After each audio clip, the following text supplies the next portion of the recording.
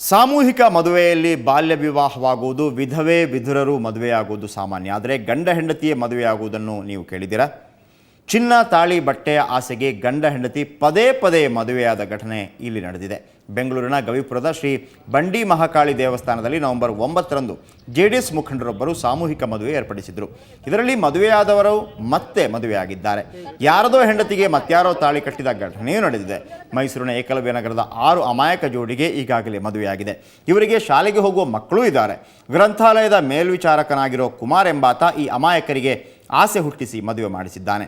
ಚಿನ್ನ ಮತ್ತು ಹಣದಾಸೆಗೆ ಹೀಗೆ ಅನೇಕ ಸಲ ಮದುವೆಯಾಗೋರು ಇದ್ದಾರೆ ಅನ್ನೋದು ಸ್ಥಳೀಯರ ಆರೋಪ.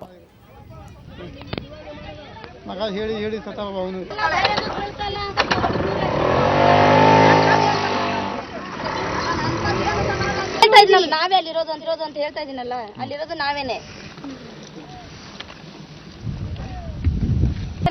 ಮತ್ತೆ ಸ್ಟಾರ್ಟ್ ಮಾಡ್ತಾರೆ. ಊರು ಮಧ್ಯೆ ಲೈಸೆನ್ಸ್ ಅಂಗಡಿ ಇಡಬೇಕಾದ್ರೆ ಊರು ಹೊರಗಡೆ ಇರ್ತಾನೆ.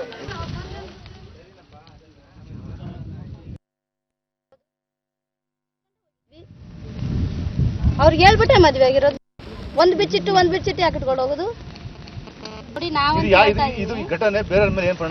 ನಾನು ಹೇಳ್ತಾ ಇದೀನಿ, ನಮ್ಗೆ ಬೇರೆಯವ್ರದೆಲ್ಲ ಬೇಕಾಗಿರ್ಲಿಲ್ಲ. ನೋಡಿ, ನಾವ್ ಇಷ್ಟಪಟ್ಟಿದ್ವಿ, ದೇವಸ್ಥಾನದ ಹತ್ರ ಹೋಗಿ ತಾಳಿ ಕಟ್ಕೊಂಡ್ವಿ. ಅಲ್ಲ, ಹೌದು, ನೆನ್ನೆ ಮೊನ್ನೆ ಅಂತಲ್ಲ, ನಮ್ಗೆ ಮದ್ವೆ ಮಾಡಕ್ 4 ಜನ ಬೇಕಲ್ವ? ನೀವು ತಂದೆ ತಾಯಿ ಅಣ್ಣ ತಮ್ಮ ಯಾರು ಬಂದಿರಲಿಲ್ಲ. ನಾವು ಪೇಪರ್ ಓದಿದ್ವಿ, ನಮ್ ಇಷ್ಟಕ್ಕೆ ನಾವು ಹೋಗಿದ್ವಿ. ಯಾಕೆ ನಮ್ಮ ಹತ್ರ ದುಡ್ಡಿಲ್ಲ, ನಮ್ಗೆ ಅಡ್ರೆಸ್ ಗೊತ್ತಾಗಲ್ಲ, ಓದಿದ್ವಿ ಅಂದ್ಮೇಲೆ ನೋಡಿ 4 ಮಂದಿ ಕಣ್ಣು ನಾವು ಚೀಪ ಕಾಣಕ್ ಬೇಡ. ಎಲ್ಲೋ ಸರ್ಕಾರದಿಂದ ನಮ್ಮ ಅಂತರ ಅನಾಥರು ಮದುವೆ ಮಾಡ್ದಂದ್ರೆ ಹೋಗಿ ಮಾಡ್ಕೊಂಬರೋಣ ಬನ್ನಿ ಅಂದಿದ್ದಕ್ಕೆ ಹೋದ್ವಿ. ಅಲ್ಲಿ ಅಡ್ಡ ಮಾಡ್ಕೊಂಡ್ವಿ ಅಷ್ಟೇ.